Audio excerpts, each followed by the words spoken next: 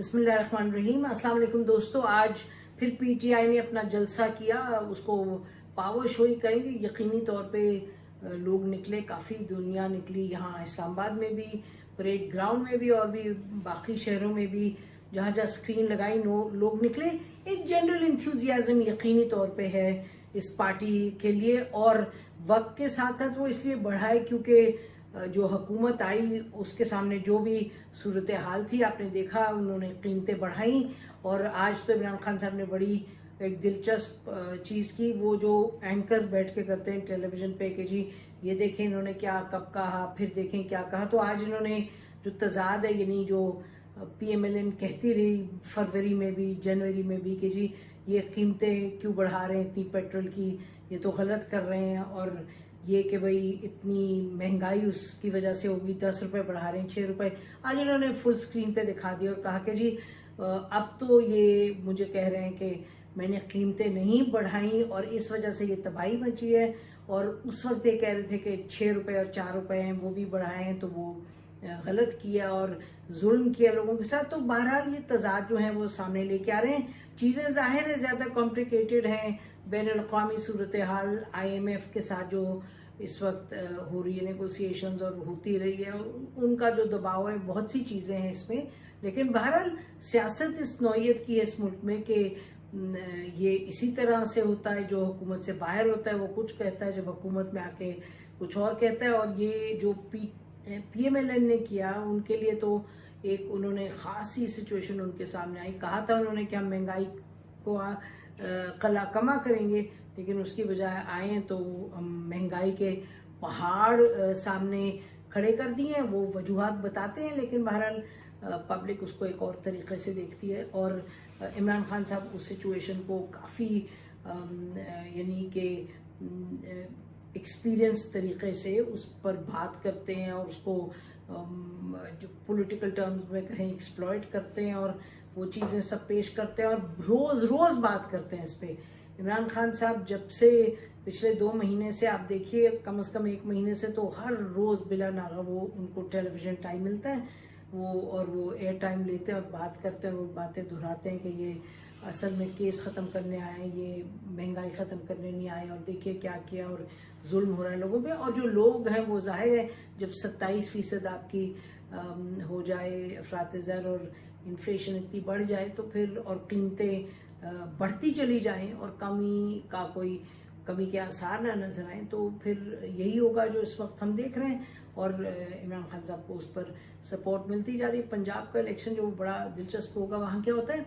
एक और जो थीम इमरान खान साहब जिस पर बात करते हैं वो है फौज के हवाले से, इस्टेब्लिशमेंट के हवाले से। कभी न्यूट्रल्स कहते हैं, कभी कुछ और कहते हैं, लेकिन उनका एक रिपीटेडली वो कह रहे हैं कि जी आप इन लोगों को लेके आए, इम्पोर्टेड ये गवर्नमेंट है। मालूम नहीं कितना खुद समझते भी हैं कि इम्पोर्टेड है, यानी बहरहाल इम्पोर्टेड से ज़्यादा वो जो बात करते हैं, बार बार दोहराते हैं, वो ये कहते हैं जी इस्टेब्लिशमेंट इनको लेके आई, न्यूट्रल बन रही है और ये वो लोग हैं जो मुल्क की तबाही कर रहे हैं। एक तरफ वो कहते हैं कि जी मुझे फेयर और फ्री इलेक्शन चाहिए, दूसरी तरफ कहते हैं ये लोग जो हैं ये मुल्क की तबाही करेंगे, ये चोर हैं। खैर अपनी जो सियासी बयानियाँ है वो भी साथ साथ पेश करते हैं, साथ साथ ये भी कहते हैं कि जी हम जो हैं हम जेन्युइन इलेक्शंस चाहते हैं और फेयर एंड फ्री इलेक्शंस चाहते हैं। और ये जो कहते हैं फेयर एंड फ्री इलेक्शंस और के इलेक्शंस ही में मुकाबला होने देना चाहिए, ये जो मुख्तलिफ सोचे हैं पार्टीज़ की या जिस तरीके से वो बयान करते हैं, तो ये जो बात है कि इलेक्शंस होने चाहिए, लोगों को समझ आ रही है। ख़ास तौर पे जब से महंगाई बढ़ती चली जा रही है, लोग भी ये समझते हैं कि शायद इलेक्शन, लोग से मतलब कि बहुत से लोग, ये नहीं कि सब लोग, लेकिन बहुत से लोग ये समझते हैं। अगर आप देखें जो इस वक्त जो सर्वेज वगैरह हो रहे हैं, जो पोल्स होते हैं, उसमें लोग मेजॉरिटी कहते हैं जी इलेक्शंस होने चाहिए। तो और ये जहाँ तक आर्म फोर्सेस का ताल्लुक है, इस्टेब्लिशमेंट का ताल्लुक है, इमरान खान साहब रिपीटेडली यही बात करते हैं कि ज़्यादती हुई है, ये हमारे साथ ज़्यादती हुई है और इसमें रोल है इस्टेब्लिशमेंट का, और ये कि इस्टेब्लिशमेंट ही जो इलेक्शंस हैं वो करवाए, और इलेक्शंस के हवाले से इस्टेब्लिशमेंट ही की तरफ वो देखते हैं और उनकी ही बात करते हैं। लेकिन ये हम पहले भी कह चुके हैं, अभी फिर भी कहेंगे कि इस्टेब्लिशमेंट ने बिल्कुल इतने सालों से, 40, 50, 60 सालों से अपना एक रोल अदा करते रहे हैं 70 की दहाई ऑनवर्ड्स, लेकिन ये क्या वो कोई इलाज फराहम कर पाएंगे, हमारा नहीं ख्याल। यानी कि इस्टेब्लिशमेंट ऐसी नहीं नजर आती कि वो कोई अच्छा जी मुल्क के लिए क्या है, हम डेमोक्रेसी को कैसे प्रमोट करेंगे और डेवलप करेंगे, उसके बजाय इस्टेब्लिशमेंट देखती है अच्छा जी क्या सोच है, क्या थिंकिंग है, लोग कैसे हैं, कौन है, किसकी तरफ है, उनकी फॉरेन पॉलिसी क्या है, वो तो जो उनको समझ आती है वो उस तरफ कहते हैं जी जाए मुल्क, जो हम समझते हैं कि अहम है कि किसके साथ दोस्ती हो, किसके साथ दोस्ती ना हो, 18th अमेंडमेंट के साथ क्या हो, रेवोल्यूशन क्या हो, प्रेसिडेंशियल सिस्टम हो ना हो, ऑल दोज थिंग्स। तो कहने का मकसद ये है कि फौज को जब आप कहते हैं कि जी आए और ये इस मामले को इसको ख़त्म करें और एक नई शुरुआत करें, तो हमारा नहीं ख्याल कि उससे कोई मामला सुधरेगा, ये सिचुएशन सुलझेगी नहीं, ये और इसमें बिगाड़ पैदा होगा। और अलबत्ता दूसरी तरफ ये भी आप देख सकते हैं कि अगर कहीं ये सोच इस्टेब्लिशमेंट में फिर से पनपने पाई कि जी ये सिस्टम नहीं चल रहा, ठीक नहीं है, जो भी मामलात हैं, हालांकि ये हुकूमत तो कोशिश कर रही है कि बिल्कुल सही तरीके से चले, वो कह रहे जी रियासत बचाने में सियासत नहीं बचानी, लेकिन फॉर सम रीज़न अगर इस्टेब्लिशमेंट में जो की लोग हैं उनको लगे कि ये जी ठीक सिलसिला नहीं है, तो बस फिर 2-4 वोट्स की मार है, यानी कि वो इत्तेहादी हैं, उनको कोई आप इधर हो जाए या कहीं जी हम सुपर न्यूट्रल हो गए, हम जो मर्जी करें। तो कहने का मकसद ये है कि इस तरह से सिचुएशन कोई क्लियर नहीं है कि क्या होगा, लेकिन ये मुख्तलिफ एलिमेंट्स हैं। और इमरान खान साहब के हवाले से ये तो जाहिर है बंद आंख को भी नजर आ रहा है कि उन्होंने लोगों को मोबिलाइज कर लिया, बंद आंख को भी नजर आ रहा है कि इस्टेब्लिशमेंट के हवाले से जो सवालात हैं जो पाकिस्तान में गाहे बगाहे हर पार्टी उठाती रही है, वो इमरान खान साहब ने उठाए हैं। और जो भी वजूहात है उसको छोड़ दें, उसमें हम बार बार बात करते हैं क्या मोटिव्स हैं ये वो, लेकिन सवाल उन्होंने वही उठाए हैं जो बहुत सी तकरीबन हर पार्टी ने किसी ना किसी वक्त उठाए हैं। और उससे बढ़ के जो अहम बात है, there is no doubt about it, कि पाकिस्तान की पब्लिक भी अब वो सवाल उठाती है और कि भाई ये किस तरह से, ये तो पपेट शो तो नहीं होना चाहिए, अब सही तरीके से बात आगे बढ़े। लेकिन $1 मिलियन क्वेश्चन है कि वो सही तरीके से कैसे आगे बढ़ेगी।